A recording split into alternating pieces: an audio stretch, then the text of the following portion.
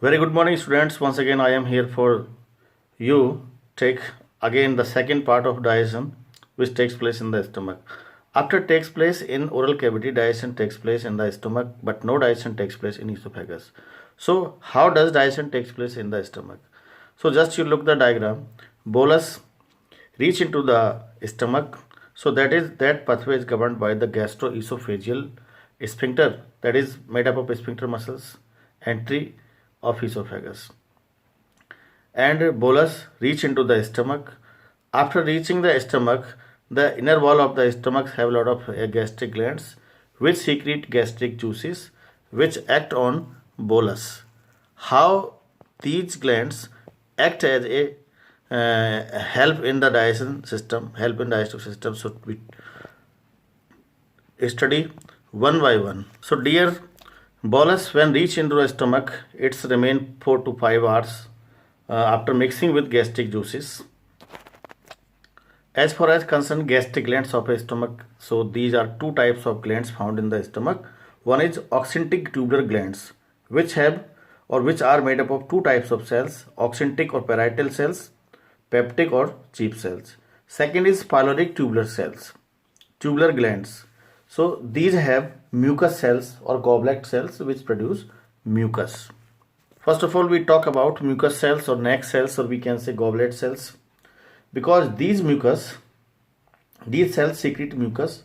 Mucus act as a lubricant, protects lining of stomach from the action of HCl, which is highly corrosive in nature, protects the lining of stomach from the digestion by pepsin, because pepsin is also a kind of acidic nature enzymes. Second type cells, parietal cells or oxyntic cells, because these cells secrete HCl which have 1.5 to 2.5 highly pH and highly acidic in medium. So optimum pepsin action. Actually pepsin work on this pH. Without this pH, pepsin cannot be worked. So inactivates salivary amylase and prevents further breakdown of carbohydrates. HCl kills also many germs and bacteria. So it converts inactive pepsinogen into active pepsin. So in this way, HCl play a vital role in the digestion of food inside the stomach, because it is an activator of the pepsinogen into pepsin. It is also kill the germs in the stomach. So in this way, it play vital role inside the stomach for in digestion. Next is chief cells. You can say chief cells or peptic cells or zymogen cells. These chief cells secrete pepsinogen. Pepsinogen and pepsin differentiate. If we talk about their differentiation, so pepsinogen in active form, and after activation pepsinogen convert into pepsin. So mucus, after that parietal cells, after that chief cells. So chief cells or peptic cells produce an enzyme pepsinogen, that is inactive, precursor of pepsin. So it is considered as a proenzyme or zymogen. Now it's get converted into protein digesting enzymes called pepsin with the help of HCl. So you again understand the role of HCl in the stomach. And this also secreted factors, that is gastric intrinsic factor GIF, that binds to and help to absorb vitamin B12. Means this factor also help in the absorption of vitamin B12 or all vitamins of B complexes and their derivatives easily absorbed inside the stomach. Due to churning movements of the stomach, bolus mix with digestive juices to form a pulp-like substance that is called chyme. So chyme is the mixture of juices and bolus. So during churning movement, inactive enzyme pepsinogen get converted into pepsin in the presence of highly strong acid HCl. So Pepsinogen is activated by HCl and gets converted to pepsin by strongly proteolytic enzymes or proteases. So pepsin digests protein into peptides. So students, look at here. Pepsinogen is the inactive enzyme. It is proactive enzyme. You can say this is proenzyme also because it is inactive. It cannot work inside the stomach. When did it work? It work only in the presence of HCl. Initially that convert into active enzyme pepsin. So in the presence of HCl, pepsinogen convert into pepsin. Convert into pepsin. So now pepsin convert proteins into short peptides. So you can say that proteins in the presence of pepsin convert into short peptides. So in this way the digestion of protein takes place in the stomach. So before starting these sections, we just put the following questions. First question is this: why does the action of salivary amylase stop in stomach?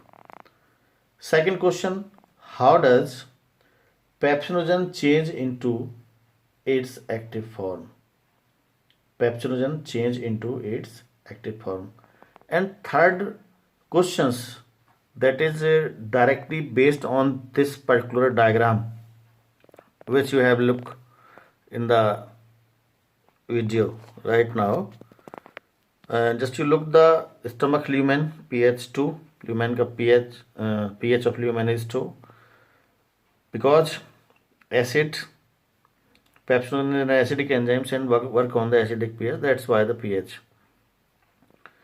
So important question is this here: why does not lining of stomach wall dissolve in such an acidic pH? So this is most or highly corrosive in nature, HCl, strong acid. So how can the inner wall of stomach protected from this acid? So first of all, mucus. Mucosal surface have pH 7 or neutral pH due to presence of bicarbonate ions. So these bicarbonate ions functioned as neutralizer for the acidic pH. So mucus containing bicarbonate ion, mucus contain bicarbonate ions, and these bicarbonate ions protect inner wall of stomach from the strong acid like HCl. So chyme, after mixing with juices, digestive juices, chyme passes into the small intestine, the particularly part of small intestine, that is duodenum. So chyme passes into duodenum through pyloric sphincters. When chyme reach into the duodenum, so bile from the gallbladder and pancreatic juices from the pancreas mixed into the chyme. So all these two organs, gallbladder and pancreatic juices, they are combinedly reach into the duodenum. So next step of digestion takes place in duodenum, that is the part of small intestine. So here chyme mixed with bile and pancreatic juices. So first of all, my question is this: what is bile and which cells secrete bile and what is the composition of bile? So first of all, bile juice secreted from the hepatic cells of liver. So this juice is stored in the gallbladder, and according to need or by the autonomic system, at the time of digestion, gallbladder released this bile juice into the duodenum directly with the help of common hepatopancreatic duct, common duct or hepatopancreatic duct. So as far as concerned about the constituents of bile, have four constituents. First of all, bile pigments. Bile pigments means two pigments, bilirubin and biliverdin. They provide a special color of the stools and urine also. So next one is bile salts and cholesterols, phospholipids. All these are the constituents of bile juice. Next one is pancreatic juices.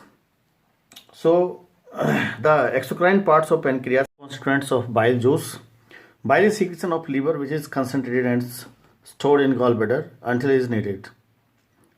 So bile is watery greenish fluid mixtures that contains water, bile pigments, bile salts, cholesterol and phospholipids. So water is a medium for reaction. Bile pigments functions as the mainly bilirubin and biliverdin produce of a dead red blood cells and provide a special yellow color for the stools and urine. Bile salts play an important role in the digestion of fats, emulsify of fats. So cholesterol and phospholipid, excess of these are excreted in bile. So bile does not contain any enzymes. Always remember this. Bile does not contain any enzymes. So it just makes easier the function of fat digesting enzymes like lipase. So function of bile juice: emulsify fats, neutralize acidic chyme from stomach and makes the medium alkaline, necessary for the lipase activity, because lipase inside the duodenum, lipase act in the alkaline pH, kills germs and bacteria, allows excretion of cholesterol, fats and bile pigments. So these are the functions of bile juice. Next most important point is that control of bile secretion. So bile secretion controlled by the both of systems like endocrine system and nervous system. So vagus nerve. Bile juice is released in the response to stimulation by the vagus nerves, that is 10th cranial nerves, and secretin is the hormones which control the secretion of bile juice. So these two systems control the bile secretion. So approximately whatever you require the functions and the knowledge of about bile or bile juices, bile salts provided by me you. So you easily learn all these things concerning bile juice. So next we come to the point of pancreatic juices, what their constituents, what are constituent, how does this help in the digestion foods in the intestine. So all these five main constituents of the pancreatic juice is given in the diagram. So pancreatic juices, first of all, three protein digesting enzymes like trypsinogen, chymotrypsinogen, procarboxypeptidase, lipase, amylase and nucleases. So all these six constituents are the pancreatic juices. First, protein digesting enzymes help in the protein conversion to peptides like trypsinogen, chymotrypsinogen, procarboxypeptidase, amylase. Digestion help in starch into simple sugars. Lipase, fat digesting enzymes. Nuclease, nucleic acid digesting enzymes like DNA and RNA. So how these enzymes functioned in the duodenum? Because all these enzymes function in the small intestine. Part of the duodenum is the first part of the small intestine. So digestion takes place in the duodenum. How does digestion takes place in the duodenum when other enzymes, other factors help in the digestion? So we can discuss in the next video. Thank you very much.